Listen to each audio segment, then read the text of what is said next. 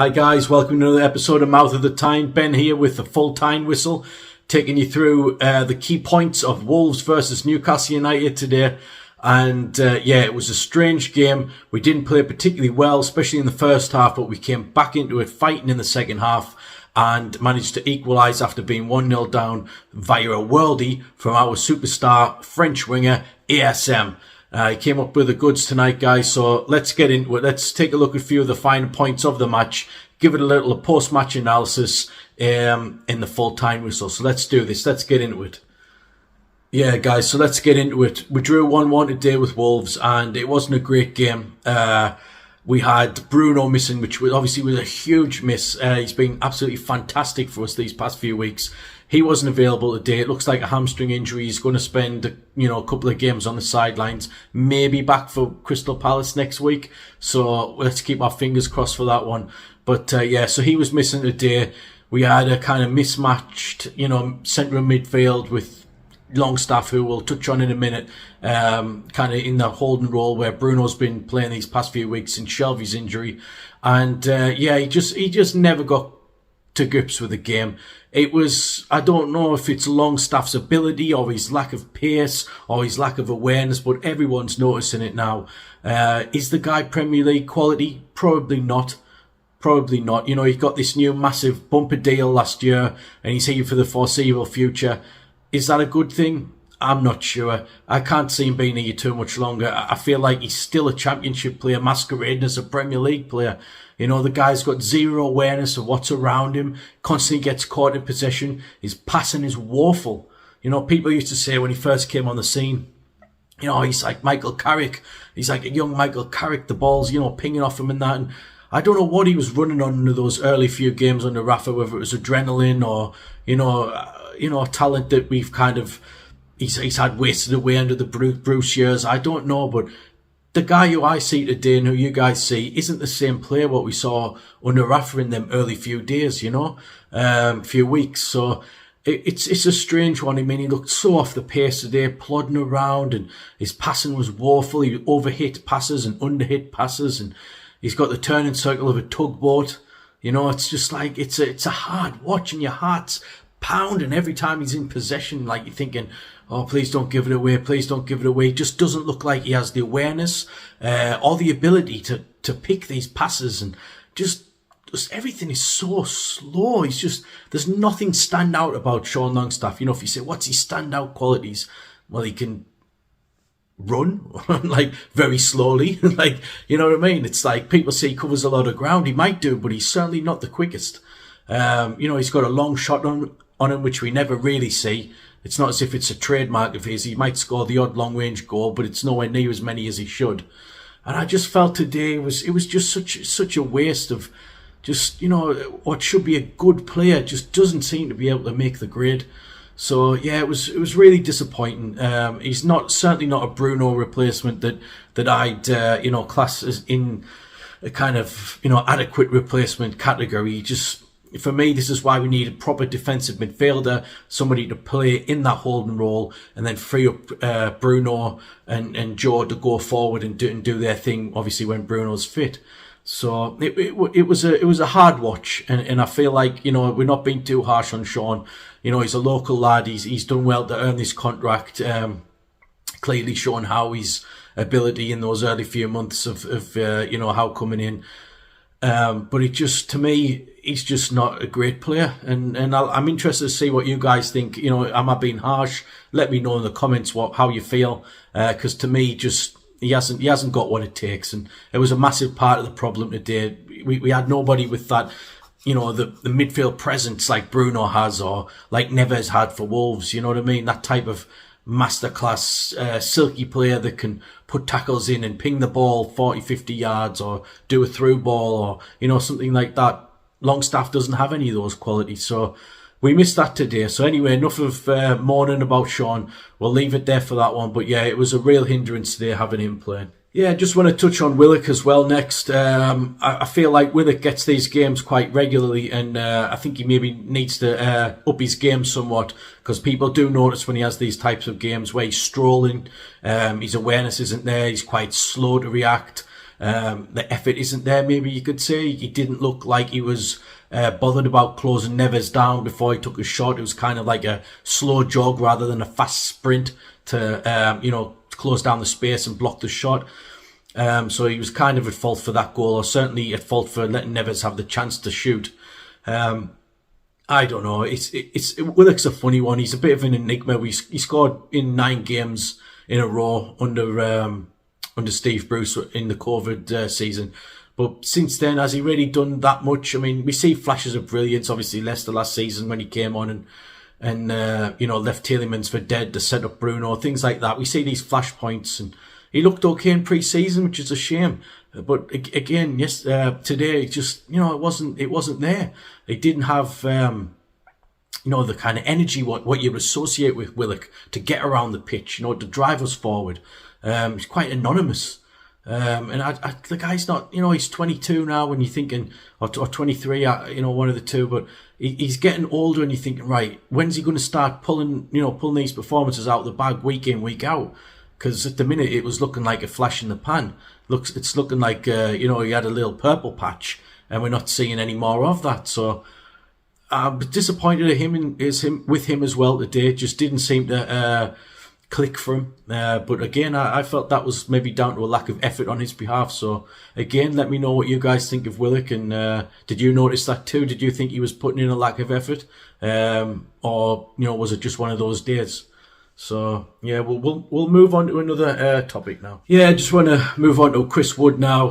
Obviously, we had Wilson out of this game, and it looks like a few more games after this. So we're going to be stuck with Wood, or hopefully Isak comes in the next few games, because he couldn't start today, couldn't play today because of the issue with the work permit. So there was an issue with that. Thanks, Boris, for that. The whole Brexit malarkey would have been able to play quite easily, I believe, if the whole Brexit thing hadn't happened. So that's something to to ponder on. Is he going to be fit for Liverpool? Able to play against Liverpool and Crystal Palace next week? So we'll see. But we had Wood up front today, and people were defending him during the week after people criticised him during the week, and it was kind of like, right, let's see what you've got. You scored against Tranmere. Can you do it in the Premier League? And no, the guy, I don't know what's going on with the guy, but the form just is not there. The guy you see play for New Zealand and the guy we saw play for Burnley for so many years, this strong target man that could hold the ball up and head the ball powerfully at goal in the Premier League just seems a shadow of the player. Like, is it just age catching up with him? Is he aging target man that's kind of on a downward spiral? But it was like chasing shadows today. He's got so little pace. This high press what we play relies on a Callum Wilson Terrier type striker that's going to hassle and hurry and try to run in behind and nick the ball off the centre backs. Wood can't do that, unfortunately. Wood just plodding about from side to side, and he's making the same runs that Callum does, but it probably 10 times less of the pace that he is. So it doesn't have the same effect. So again, that was a hard watch, and obviously, I think the kind of thing what justifies the the substitution of Wood was how much we improved after we went off. After he went off, as a sub, we brought on Fraser, we brought on Murphy, and the whole team dynamic changed. We looked quicker. We looked like we could get in behind. We were driving forward, and that last 20 minutes after Wood went off was probably the best part of the match for us. So it makes you wonder, is that something that Howe's noticed too? And will we kind of stop this Wood, guaranteed starter if Wilson isn't playing? Is there something we could do with Maxi up front or play Fraser as a false number 9? Or now we've got Isak in, can we start integrating him? Because this isn't good enough, for where we want to be, to have Chris Wood, bumbling around up front, not causing any havoc, let alone scoring. He's not even creating any chances. So, some might feel that's harsh, but I'm calling it as I see it. The guy's meant to be a striker. I would expect at least 10 goals a season from a target man type striker of his, pedigree. And it just doesn't look like the form's there. So I think he needs to be dropped pretty much, straight away now that Isak's here, and we'll start adding some real quality up there, and maybe pair Isak with Wilson when he's fit again. That may be something what we could do in certain games as well. But yeah, again, I don't. It's not a video about picking apart the players today, but it was disappointing that 2 or 3 players just didn't seem at the races, and we were kind of relying on the skills of Almiron, who looked good in the final 20 minutes. He's having a good 2022. Alan St. Maximin obviously was, he's kind of not how he was last week, but he was in there with fits and starts, and we saw flashes of his brilliance, especially with the amazing volley at the end where he drew 1-1 for us. So yeah, and Botman obviously looked really good as well. Next to Shares, looking like he's really fitting in with the Premier League. He saw an amazing stat today that Botman hadn't lost a header in the Premier League that he'd gone for. So to me, that tells us we've got a guy that's made for the Premier League, because centre backs have to be tall and strong and get in front of the man for the ball, and so far no one's beat him to the ball with the head. So that's something that obviously bodes well for the future, because that's one of your qualities, what you want in a centre back, and it looks like we have that. So yeah, let's it's not all about criticism. Some of our team played well today.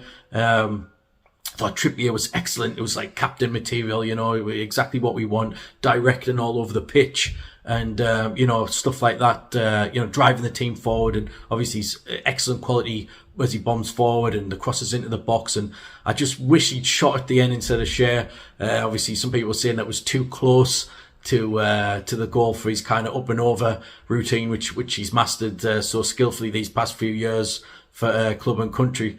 But yeah, so it was, half the team played pretty well, half the team was quite average, a couple of poor performances, but overall, you can't argue with the stats. The stats don't lie. We had 60% possession, or 65 to their 30 or 35%, something like that. And it was obviously, it's a big change in the way we play this possession-based game that HOWAY's implemented. And I think with a bit more quality up front today, we could have definitely won that game, So yeah, it is great not seeing us just chasing the ball for, 90 minutes like we did under Bruce, like just giving the other team the ball, and all we were was a counter-attacking side, and not a particularly great one at that. So it's nice that we were able to just pass the ball with comfortable passes like Cher, Botman, Bruno when he plays, Shelvey when he plays, Joe Linton's improving, Trippier's good on the ball. We've got these players that are like, the ball retention is becoming so much better. Target's quite nice and relaxed on the ball. We've got these players that just aren't scared anymore. And we can pass the ball, and everyone can get involved. The whole team moves up the pitch 30-40 yards, and we're playing on our kind of on the on the cusp of their kind of the halfway line. And it's like, instead of being camped in our own half, it just makes such a great change. So that's something obviously what we've really improved on, and I'm looking forward to seeing more of that. And obviously the more possession based players that we bring in that are excellent on the ball and like to keep the ball and are good passes, the more of this we're going to see. And this is how you create a top side. You just add the little pieces here and there. You take out the pieces that aren't limited and hold you back, and you improve these pieces and add them into to improve the team. So that's where we are, guys. It's like we're getting there. We're so close now. Like, we're so close. Like, this could have been a victory today, but we are getting there. We are. Yeah, just want to mention the penalty that never was. Blatant shirt tug on Longstaff. We've all seen the stills in slow motion. The guy had a shirt. He was pulling him back. It was in the box. It's a penalty. It can't be argued with. So as far as we know, it wasn't looked at. Because obviously, if that was looked at, that's given. They see the still. The world sees the still, and you can't argue with that. But ultimately, it wasn't given. VAR also came to our aid, we must say, when eventually it rectified the ridiculous decision that the referee didn't see, when I think it was Neto fouled Fraser on the break, and it was a clear pull, shove, push, whatever you want to call it, and Fraser went flying, and then Wolves scored from that, but it was blatant. It was clearly a foul, and this is where VAR works, and I'm pleased with that, and I'm sure you guys were as well, that we actually got justice with that, and it enabled us to come back and obviously equalise a few minutes later through Allen, and it saved us, it saved our unbeaten run, which we're now 5 unbeaten in all competitions this season, and 7 unbeaten if you include the two, friendlies that we had just before this with Bilbao and Atlanta. So yeah, we're on a really good run of form, and it's like could have been our first defeat today, but it wasn't. So thank VAR for that. But how on earth did they miss the penalty, man? It's like, you know, this is this is basic stuff. Like, this is the shirt was like, it was like that far off his body, and yeah, just I think it amazes us all how that was not given as a penalty, and it's frustrating because we feel like we're getting these decisions every week. Last week it was Share barged over in the box by Cancelo, blatant foul in the box, blatant penalty, nothing given. This week, shirt pull, blatant on Longstaff, nothing given. So there's 2 in 2 weeks where we've had injustices. Now this needs to stop. We've got VAR now. Take the time. If something looks off or it's not quite right, or there's an appeal from the players, look at it. Don't just pick and choose which incidents you're going to look at, or choose the more obvious ones. That should be best practice. That was you could see it in the box. There's something did occur. Take a closer look at it. Was it enough of a shirt pull to cause a foul? And it was. So these things need to be improved upon, because VAR's still not doing its job, or the VAR referee who's in the studio isn't doing his job. It needs to be rectified because people are losing points from this. So let's keep an eye on how things go over the course of the season. But it's not been a great start in terms of injustice with Newcastle United decisions going in our favour. So yeah, guys, that was pretty much it for today. Don't want to go into things too much. We've got a busy week ahead, so we'll keep this one nice and short. Obviously, we had the Andy Sixsmith interview on Friday, which is getting a great reception from you guys. Everyone seemed to enjoy that one. Our first guest on the live with show. So yeah, we're looking forward to doing these live with shows. And I can't wait to bring you the next guest. It's one of our very own again, Warren Barton. Warren has agreed to come on this week, and we're going to be on transfer deadline day talking all things Newcastle United. His thoughts on the transfer window so far. We may even get some signings, information while we're on air. We'll be discussing, how things stand with the squad and his hopes and ambitions for Newcastle United this season. So yeah, please tune in on Thursday for Mouth of the Tyne live with Warren Barton. And yeah, we'll hopefully be able to answer a few of your questions if you post them into us online when we go live. It'll be around 6 o'clock, so in the evening. So we should get a nice audience for that, and then obviously I'll upload it to YouTube after that if you're not able to watch it. So yeah, guys, got an exciting week on, and we've got a big surprise coming the next night, Friday night. I'll not mention it quite yet, just because I want to confirm the time that we're going to get this second guest of the week on. But it's somebody that's kind of, let's say, the man of the hour at the minute. Very much a prominent Newcastle United YouTuber. So if I can get him on Friday, which we have verbally agreed, I'm sure everyone will enjoy that, and we can delve into the depths of the mind of someone very very special to the Newcastle United fan base at the minute. So yeah, let's look forward to that. So we'll keep it there for tonight, guys, and just keep it nice and simple for tonight. Just a quick rundown of some of the most talked about points of the game. And yeah, just let me know in the comments how you're feeling. Are you frustrated with the point? Did you think we deserved a point? Did you think we deserved more? What's your feelings on the penalty that never was? And obviously Neves' comments after the match saying we were a long ball side when Wolves actually played more long balls than us. And we had, almost double the amount of possession. I'm sure that knocked a lot of us. So yeah, let me know in the comments how you feel, your general thoughts and feelings about the game. And yeah, thank you once again for joining me for the Full-Tyne whistle. And yeah, let's see if we can cram another one in on Wednesday night, maybe, after the Liverpool game. So yeah, we'll try our best anyway. I'm actually at work that night, but I will try and squeeze one in for us after that match. So yeah, look forward to seeing you then, guys. Like I say, Hope you enjoy the live shows, what we've started doing now. We've got Warren on Thursday and another special guest that I'm sure you guys will all love on Friday. So don't forget to watch the Andy Sixsmith video if you haven't seen it yet. That's now live uploaded. It's getting a lot of interest on the channel. So yeah, thank you very much guys for tuning in. Please like and subscribe as always. And yeah, I'll see you next time. Cheers.